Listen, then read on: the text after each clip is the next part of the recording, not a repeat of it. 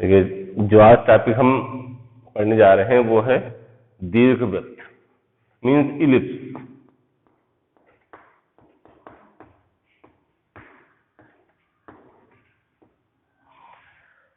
दीर्घवृत्त क्या है? दीर्घवृत्त एक ऐसा सांको होता है जिसकी उत्केंद्रता एक से कम होती है। अब इसको सांको क्यों कहते हैं? सांको इसलिए कहते हैं इसको क्योंकि शंकु को समतल से विभिन्न प्रकार से काट करके ये बनाया जाता है।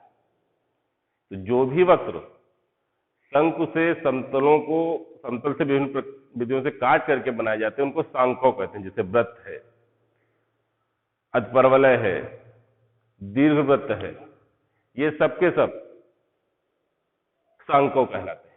तो उसी में से एक सांको होता है दीर्घवृत्त जिसकी उत्केंद्रता एक से कम होती है। तो इलिप्स होता क्या है? अगर इसको परिभाषित करें तो इसको ऐसे कहेंगे कि दीर्घवृत्त उस बिंदु का बिंदुपथ होता है। दीर्घवृत्त उस बिंदु का बिंदुपथ होता है जिसकी एक स्थिर बिंदु और एक स्थिर सरल रेखा से दूरी का अनुपात सदैव नियत और एक से कम होता है। देखिए, तो दीर्घवृत्त हमने बताया कि दीर्घवृत्त उस बिंदु का बिंदुपथ होता है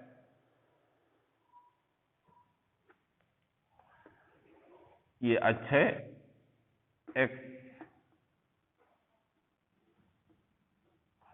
एक्स अक्ष और ये वाई, एक्स एक्सिस है और ये वाई एक्सिस।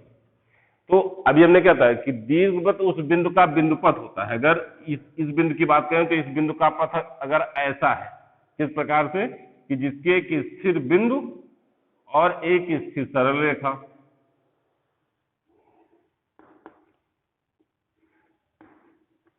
से दूरी का अनुपात सदैव नियत और एक से कम होता है। कहने का मतलब पीएस अपान पीएम, ये वैल्यू हमेशा नियत होगी दीर्घवृत्त के लिए और लेस देन 1 होगी। यानी इसकी वैल्यू जो पीएस अपान पीएम आएगी वो हमेशा लेस देन 1 आएगी। इसी को हम उत्केंद्रता कहते हैं।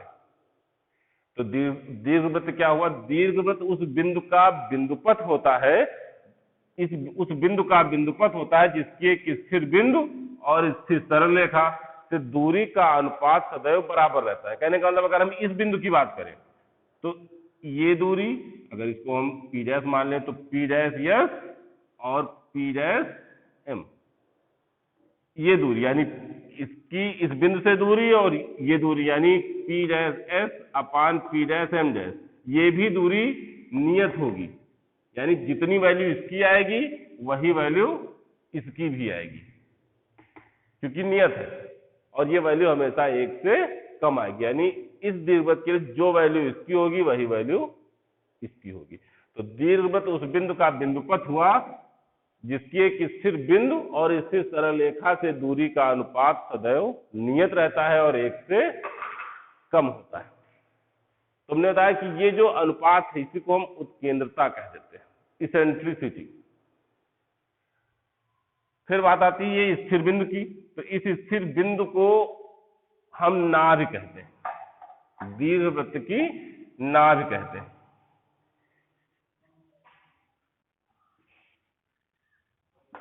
ये जो स्थिर बिंदु है इसको हम नाभि कहते हैं, और जो ये स्थिर सरल रेखा है, आपको ये रेखा दिखाई दे रही है, इस रेखा को हम नियता कहते हैं, नियता कहते हैं, और इसको हम नाभि कहते हैं। और जहां पर ये दीर्घवृत्त अक्ष को काटता है, जहां पर ये दीर्घवृत्त अक्ष को काटता है उसे हम शीर्ष कहते हैं। ये दीर्घवृत्त इस अक्ष को जहां पे काटेगा उसको हम शीर्ष कहते हैं, दीर्घवृत्त का शीर्ष कहते हैं। तो अब इसमें देखिए ये इसका केंद्र बिंदु होगा O, तो जो कुछ इस वाई अक्ष के राइट हैंड में है यानी पॉजिटिव एक्सिस पे है, जो कुछ उधर होगा वो सब कुछ इधर भी होता है ऋणात्मक पक्ष में। यानी ये अगर इसकी जैसे यहाँ नाभ है तो इधर एक नाभ इधर भी होगी एस, यहां पे अगर बिंदु हम ले लें P डैश, तो इधर भी एक रेखा होगी, ये भी नियता कहलाएगी, ये M डैश।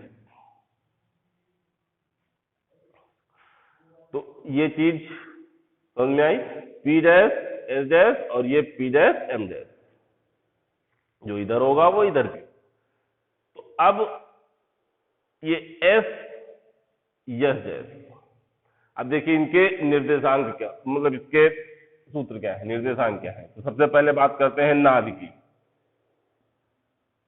नाभ से भी पहले सबसे पहले जानते हैं दीर्घवृत्त का स्टैंडर्ड इक्वेशन क्या है। स्टैंडर्ड इक्वेशन ऑफ इलिप्स, सबसे पहले दीर्घवृत्त का मानक समीकरण मीन्स स्टैंडर्ड इक्वेशन ऑफ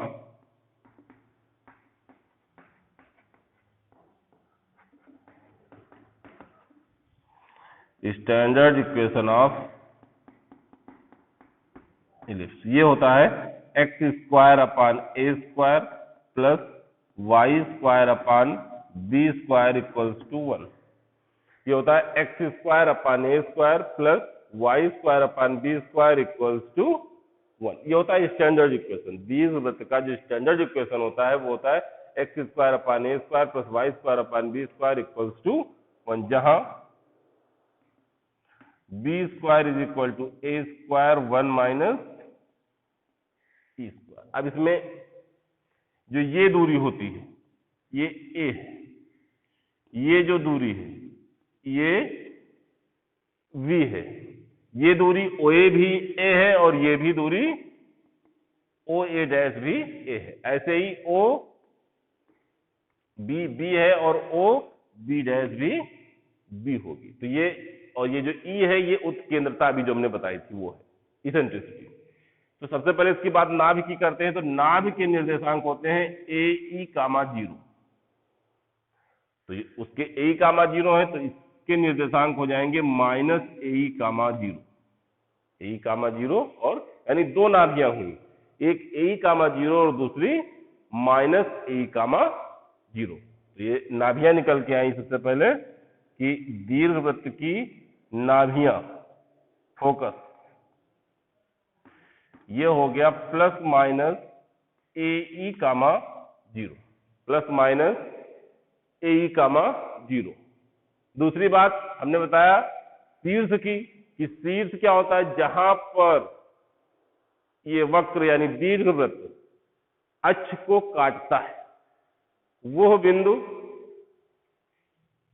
शीर्ष कहलाता है। तो अब आप शीर्ष खुद निकाल सकते हैं,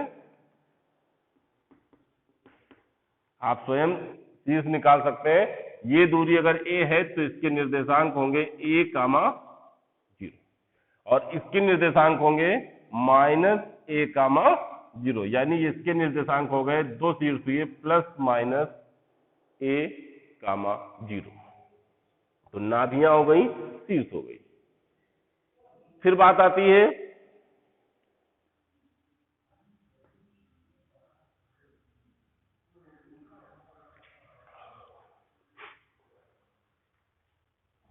फिर यहां पे हम बात करेंगे इसमें केंद्र की। केंद्र होता है 0 कामा 0, सेंटर। केंद्र को सेंटर 0 कामा 0 का। और केंद्र के बाद बात आती है नियता की, वो कहते हैं डायरेक्ट्रिक्स। ये दूरी होती है प्लस माइनस ए अपान ई। और इन सब में जो ई है, जहां ई उत्केंद्रता इसेंट्रिसिटी, जहां ए ई उत्केंद्रता है इसेंट्रिसिटी, तो ये जो दूरी होती है यहां से नियता की ये होती है a/e। तो अगर नियता का समीकरण, नियता प्लस माइनस नियता होगी x इक्वल्स टू नियता का समीकरण x इज इक्वल टू ये a/e, सेम इधर a/e, ये प्लस a/e और ये माइनस a/e, यानी ये होगा प्लस माइनस a/e। तो नियता का समीकरण हो गया x equals two plus minus a/e, क्योंकि दो नियताएं हैं, एक प्लस a/e और दूसरी माइनस a/e। फिर नियता के बाद नाभिलंब, नियता के बाद नाभिलंब। तो नाभिलंब होता क्या है?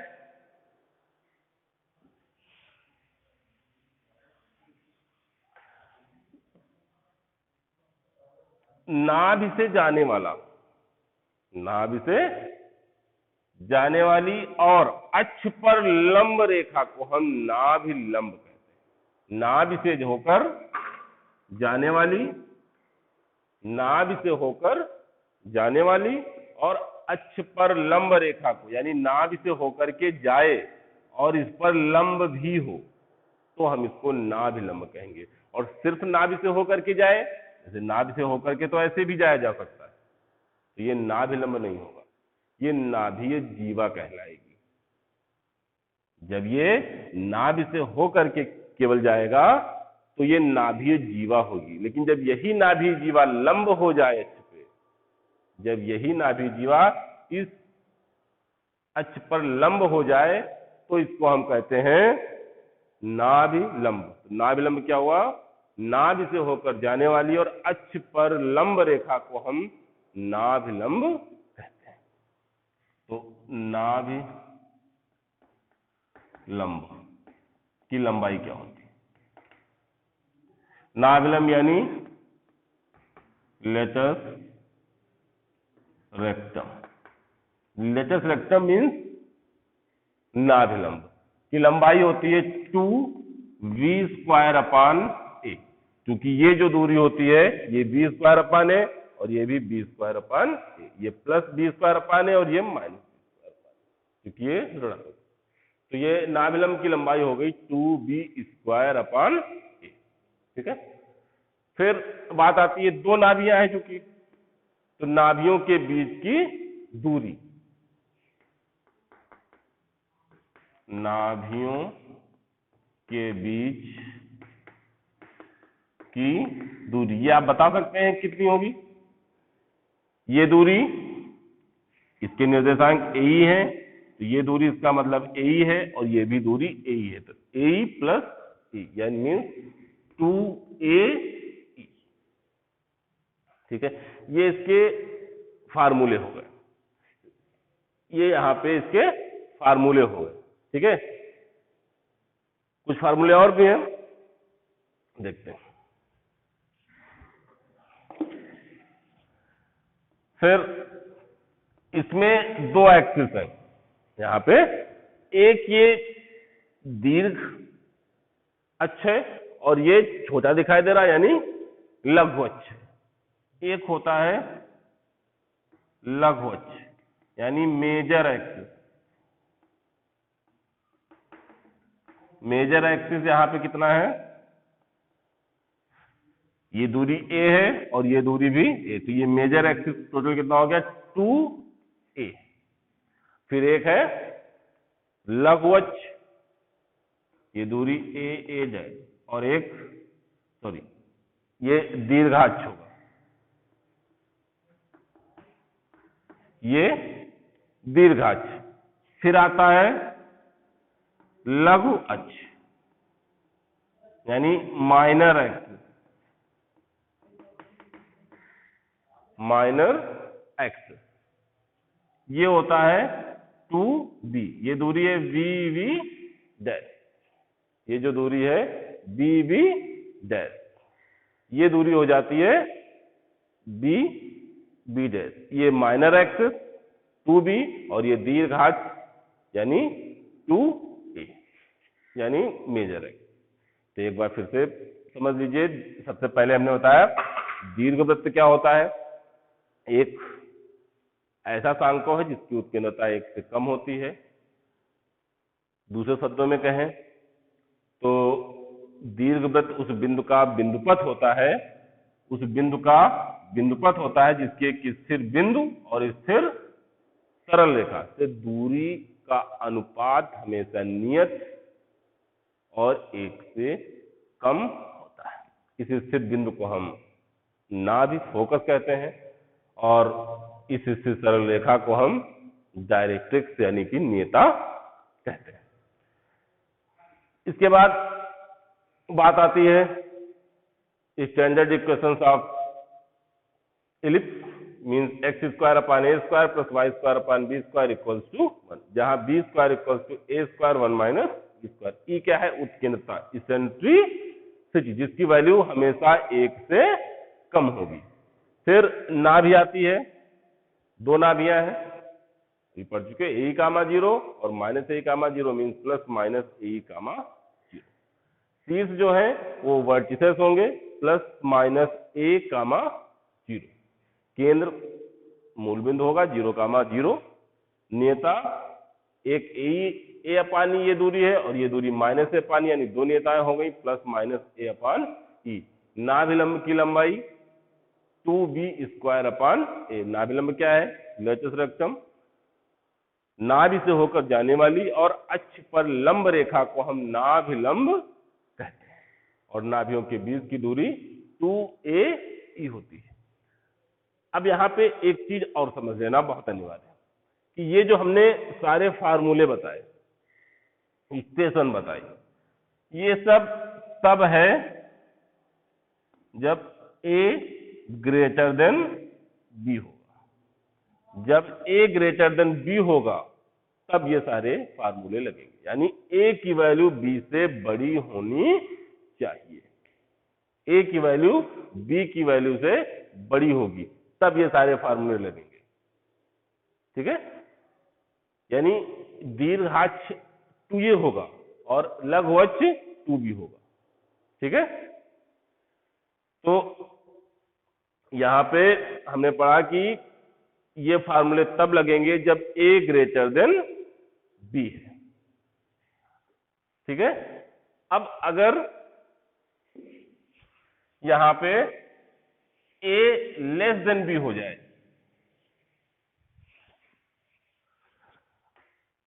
तो जब a लेस देन b होगा तो जब a लेस देन b होगा तो